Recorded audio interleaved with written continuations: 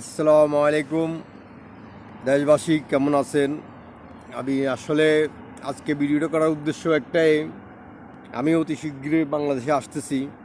তো এই নিউজটা আমার ফ্রেন্ড সার্কেল, আমার বন্ধুবান্ধব সবাইকে জানাইতে চাই। তো আরেকটা কথা মনে রাখতে হবে, এই আমি আরও অনেক আগে আসতাম। আমার নেতা জনাব তারেক রহমান আসার জন্য আমি অপেক্ষা করছি, কারণ আমি আমার নেতা জনাব তারেক রহমানের নেতৃত্বে আন্দোলন, লড়াই, সংগ্রাম সব কিছু করে আসছি।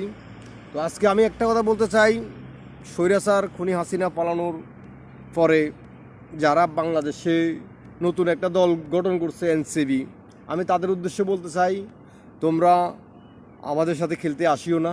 কারণ তোমরা জানো অতীতে তোমরা আওয়ামী লীগ করেছো, এখন সকল আওয়ামী লীগ মিলে একটা দল হয়েছে, তার নাম হলো এনসিবি।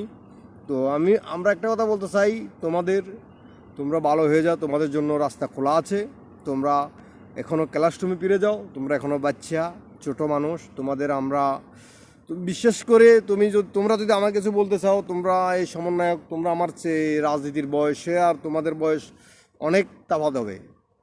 এটা তোমরা অস্বীকার করতে পারবে, কিন্তু কিভাবে অস্বীকার করবে তোমরা তো আমার সম্বন্ধে জানো না। তো অনেক সমন্বয়ক আমার রাজনীতির বয়সের সমানও হয় নাই, ঠিক আছে?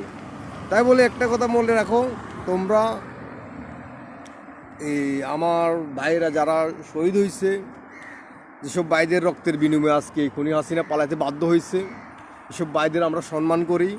যারা পঙ্গুত্ব বরণ করছে তাদের আমরা সম্মান করি, তাদের পরিবারের পাশে আমরা থাকবো ইনশাল্লাহ। আর যারা নিমুখারামি করি দেশের সাথে এই জুলুম করতেছে, হাজার হাজার কোটি টাকা আত্মসাৎ করতেছে, আমরা কিন্তু তাদের দাঁত ভাঙা জবাব দিয়ে দেবো ইনশাল্লাহ। কারণ আমরা ফ্যাসিবাদ সরকার খুনি হাসিনার চোখে চোখ রেখে কথা বলেছি, কখনো ভয় পাই নাই, কখনো পিছু হটে নাই। কিন্তু আমরা ব্যক্তিত্বের স্বার্থে, দেশের স্বার্থে যে কোনো মুহূর্তে যে কোনো কিছু করতে আমরা প্রস্তুত। তারেক রহমানের নেতৃত্বে 28 অক্টোবরে 10 ডিসেম্বর যেসব তাণ্ডব বাংলাদেশে খুনি হাসিনা চালাইছে, সব তাণ্ডবে আমি ডাইরেক্ট বক্তব্য দিয়েছি।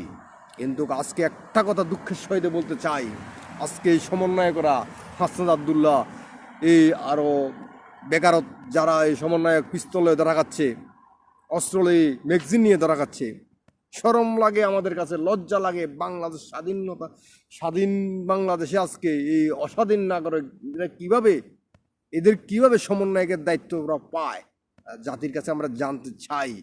আমরা এখন বাংলাদেশ, এখন আমাদের একটা সুন্দর ভবিষ্যৎ, আগামী দিনের রাষ্ট্রনায়ক জনাব তারেক রহমান বাংলাদেশে আসতেছে, আমিও আসতেছি ইনশাল্লাহ। সকলের সাথে